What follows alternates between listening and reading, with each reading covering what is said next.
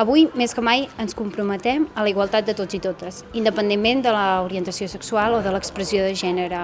A través del SAI treballem per aquest assessorament i acompanyament a les persones del col·lectiu quan pateixen algun tipus de discriminació. El 28 de juny, el Dia de les Persones LGTB, ho hauria de ser cada dia, però aquest dia més. Hem de commemorar-ho i celebrar-ho. El 28 de juny és el dia també per recordar que Vic i Osona disposa d'un servei d'atenció a les persones lesbianes, gais, transsexuals, transgènere, bisexuals i intersexuals, i a tothom que ho necessiti. Acudeixi en cas que et faci falta o que coneguis algú que li pugui fer falta.